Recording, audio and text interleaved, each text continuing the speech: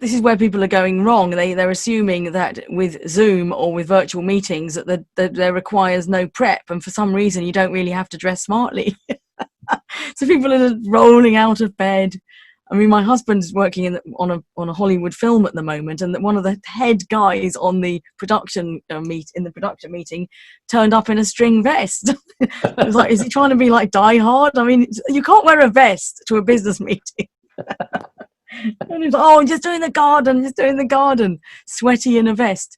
So it's not really acceptable. So this is where people are going wrong. They're not really doing the basic housekeeping rules when it comes to being on camera.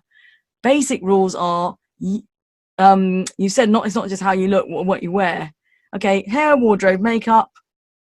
Practical tip, yes, please. That's it. Just think about it. Think about hair, wardrobe, makeup. Yeah. That's it. That's all I'm going to say on the matter. Yeah, and also, by the way, that doesn't exclude or preclude looking hip.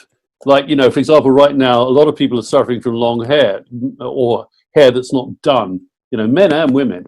And so there's a way, I think, anyway, there's a way of looking cool with your longer hair or the way that your hair is.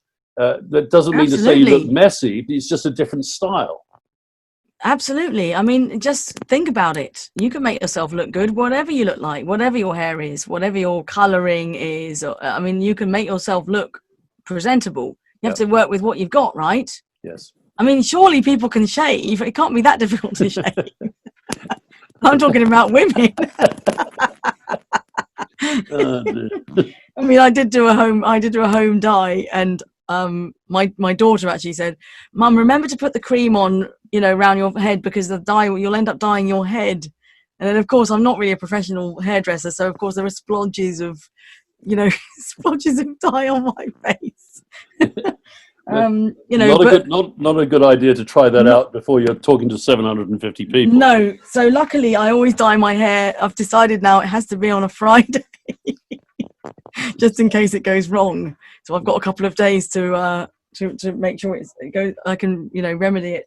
Right. So hair, wardrobe, makeup. Yes. A big tip here about the shot. People don't quite often, they just don't get the shot right. The main rule of thumb is light needs to be towards your face, not behind your head. Light in front of you, please. In an ideal world, you want 3 sources of light, one on the side, one on the front, one on the back. And if you really want to look flattering on camera, you want the light to be at a 45-degree angle. There you go. But the main easy peasy practical tip there is windows in front of your face, not behind you. Please find the light on your face. And a lot of people are just not doing the basics. That's true. And the other basic shot is, don't have messy stuff in the background. Just move the camera so it can't see the washing line. And eyes a third of the way down the screen. So you can have a long shot, a mid shot, or a close up, but you want to line up your eyes. And imagine that you could split your screen into 3 sections horizontally. The top, you want your eyes a third of the way down the screen. If you think about the screen in 3 sections, right? That's a really good tip, and that's a tip I've only really learned in the last couple of years, and it really works. I'm laughing because I'm thinking the first time I saw my mother recently, all I could see was the top of her head, and she was speaking as if I was, we were having normal communication. I mean, my mum, she literally was trying to do a Zoom call on her mobile. She had a little head at the bottom of this long, portrait style shot, and there's a little head at the bottom with just her eyes peeking out from the bottom. And then she starts trying to take photographs of her laptop with her mobile phone, but she didn't realise she's actually using her mobile phone to do. It was a disaster. Yeah. So the shot's really important, and it's all about the light and the positioning of your eyes. And if you wear half decent clothes, try not to have washing in the background. Yeah. You're good to go.